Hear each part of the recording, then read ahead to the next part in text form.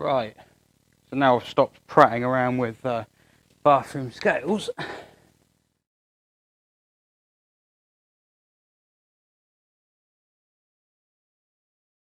Before putting the flywheel back on, a quick clean wouldn't hurt. So this is just a bit of brake cleaner. Might as well show willing. Get all the gunky mess off. I mean, it's not just being tarty, it's if any of this stuff gets onto the new clutch, it'll contaminate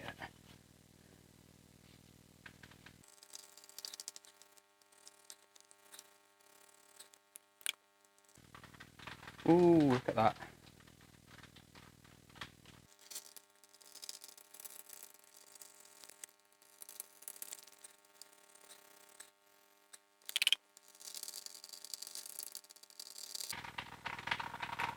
Look at all the crud. Alloy sump, look at that. How racy.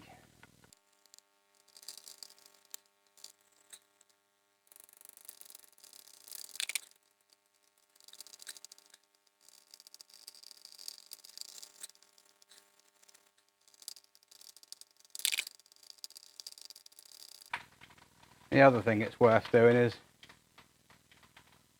drying out those, because if those ports there have any oil in them, then the thread lock on the new bolts won't work properly, and you don't want that, because if the flywheel comes off while you're driving, it would be bad. And just to make sure I get a face full of brake cleaner.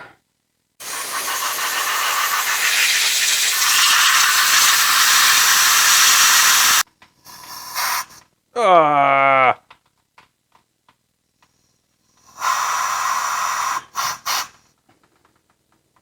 Oh, brake cleaner in the eyes, that's nice.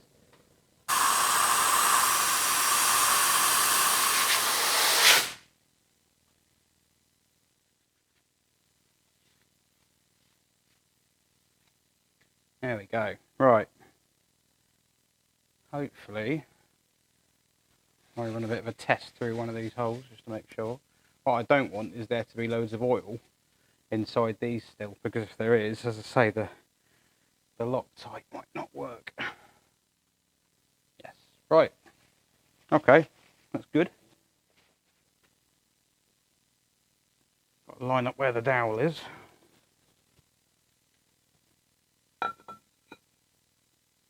That'll be it there. There we go. Ooh. Now I'm going to need my new bolts.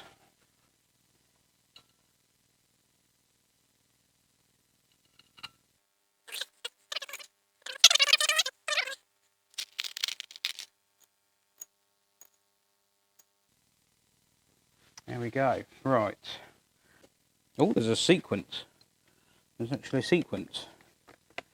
And brilliantly, can't understand it because it's all scribbled and ruined. Right, that is 60 Newton meters, that's supposed to be.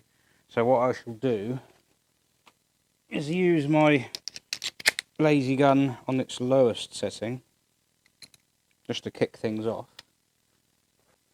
I wonder what size these are. Not that size. Right, there's one. So two would be, you would think, opposite? Yeah, opposite.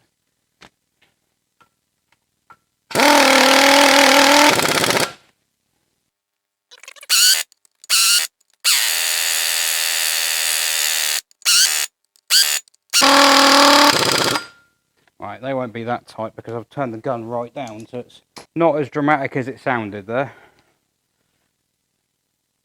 Then what I'll do, I'll get some paper in a minute, I'll just clean that face up. It's just a little bit, well, it's not going to make a massive difference to be honest, but feel better if I did it. So, right, so I have a torque wrench.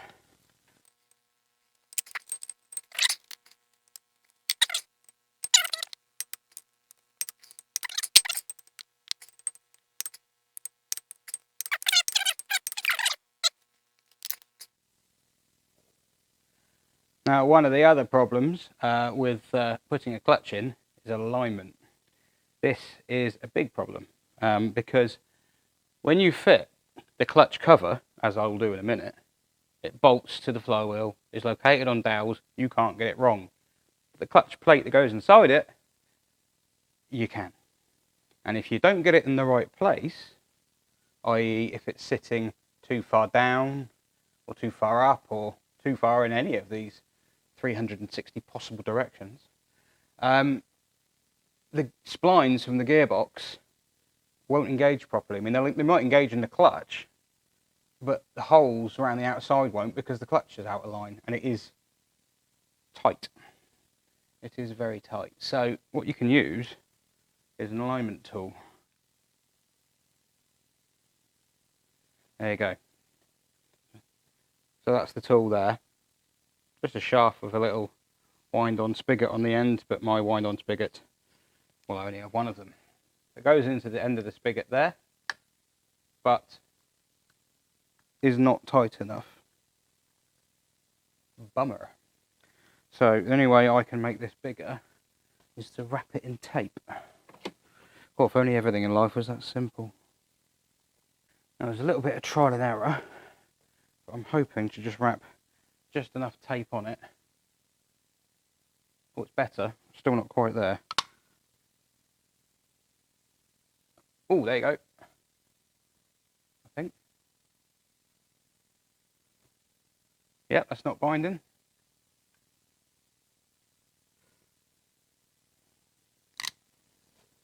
I will just give it a little persuasion with a professional persuading device.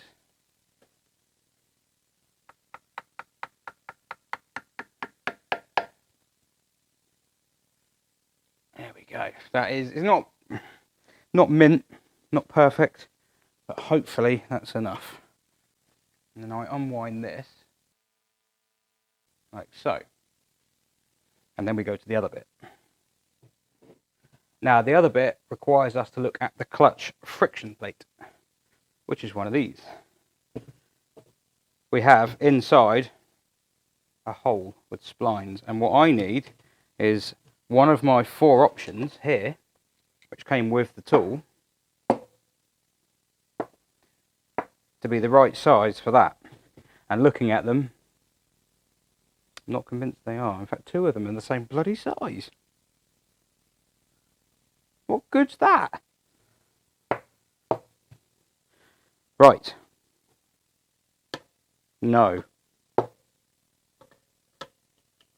Also no. So they definitely won't be. Right. Too small, too big. Closest, but again, not quite right. So again, I'm going to need my tape. And this is dirty as well, so that's going to be even harder to sort out. Which, see, when you see book times at garages, especially dealers, for doing jobs like that, they're unrealistic because they've got a preset alignment tool, they've got preset everything tools, they know how to do it, they've done them before, they can do them in their sleep. So if you go online and read that it's meant to take 3 hours and feel bad that it took you 2 days, don't. Not bad. Could be closer.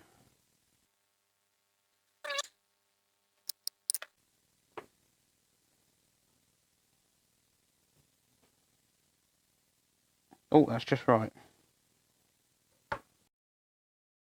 That could not be much better. Right.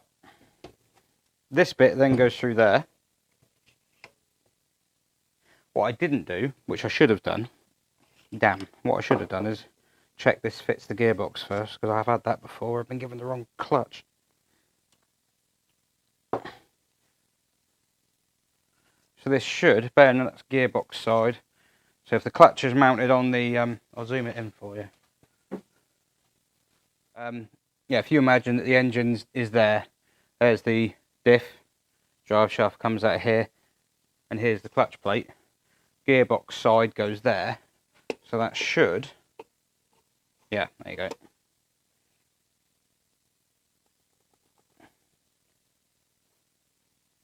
So if we put it in gear, turn that round and you can't really see it. In fact, you can't see it at all, but inside there the diff is spinning. And basically all the clutch is doing is, normally this is gripped by the clutch cover, and when you push the pedal it lets go of it, and that means that this does what the gearbox does, but the cover does what the engine does. It's probably a little bit too rickety on there to be doing that.